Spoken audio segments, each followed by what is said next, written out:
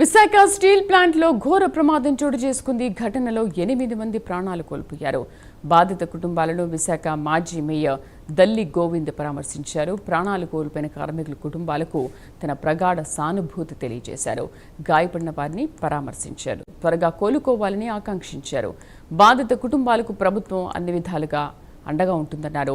ఇలాంటి ఘటనలు మళ్లీ జరగకుండా భద్రతా ప్రమాణాలను మరింత కట్టుదిట్టం చేయాల్సిన అవసరం ఉందంటున్న మాజీ మేయర్ దల్లి గోవింద్తో మా విశాఖ ప్రతినిధి మీనా ఫేస్ టు ఫేస్.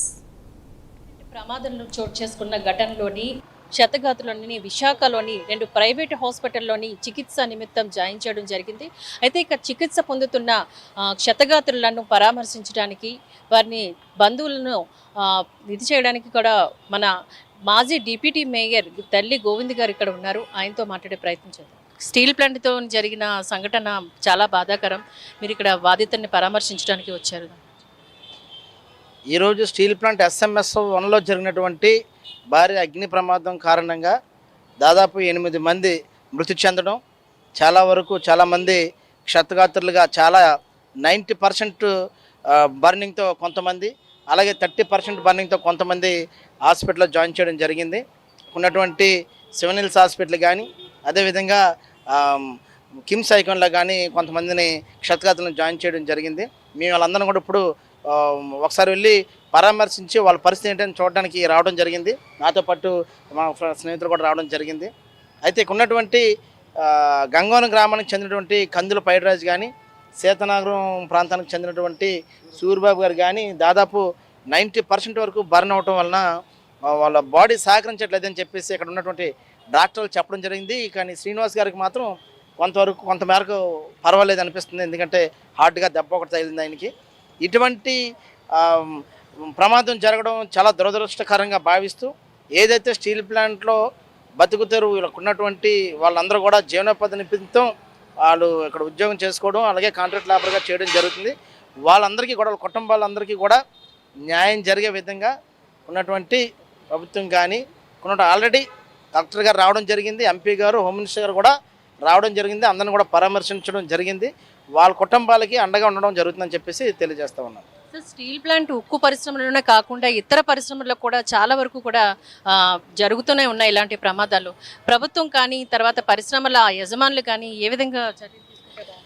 ప్రభుత్వాలు ఎప్పుడు కూడా ఎక్కడ ఎటువంటి ఇండస్ట్రీస్ వచ్చినా కూడా కానీ ఎంకరేజ్ చేయడం జరుగుతుంది. కానీ ఎటువంటి ప్రమాదాలు జరగకుండా ఉండేటువంటి నామ్స్ పాటించాలి, ఎవరికి కూడా ఇబ్బంది జరగకూడదు, ప్రమాదాలు జరగకూడదు అని చెప్పడం జరుగుతుంది. ఏ ప్రభుత్వం సరే అలాగే ముందుకెళ్తుంది. కూటమి ప్రభుత్వం ఖచ్చితంగా ప్రజలకు ఎప్పుడు ఇబ్బంది లేకుండా చేయమని చెప్తా ఉంది. దురదృష్టవశాత్తు ఇంత పెద్ద యాక్సిడెంట్ జరగడం, స్టీల్ ప్లాంట్లో ఇంత పెద్ద యాక్సిడెంట్ జరగడం కూడా ఇప్పుడు జరగలేదు. అంత పెద్ద యాక్సిడెంట్ జరగడం కూడా చాలా బాధాకరంగా భావిస్తూ ఉన్నాం. ఇక్కడ ఉన్నటువంటి క్షతగాతుల్లో వాళ్ళకి ఆ భగవంతుడు దయ వల్ల, భగవంతుడు దీవెనలతో వాళ్ళు సురక్షితంగా ఆరోగ్యంగా ఇంటికి రావాలని చెప్పేసి, ఏదేమైనప్పటికీ కొంచెం ఎక్కువ పర్సంటేజ్ బర్న్ అయినప్పుడు కూడా ఆ దేవుడి ఆశీస్సులతో వాళ్ళ ఇంటికి చేరుకోవాలి, కుటుంబాలతో సంతోషంగా ఉండాలని చెప్పేసి మేము అనుకుంటున్నాం.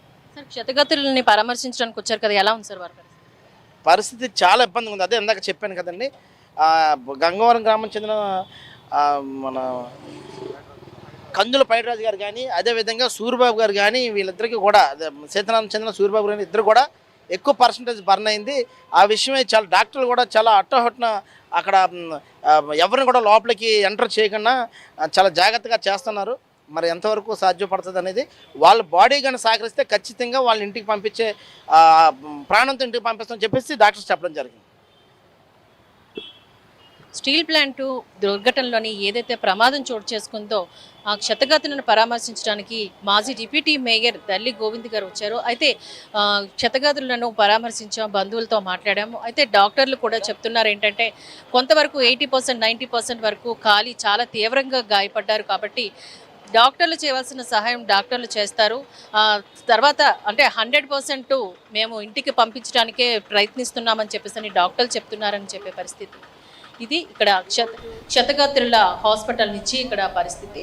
అయితే కెమెరా పర్సన్ సూర్యతో మీనా, ప్రైమ్9 న్యూస్ వైజాగ్.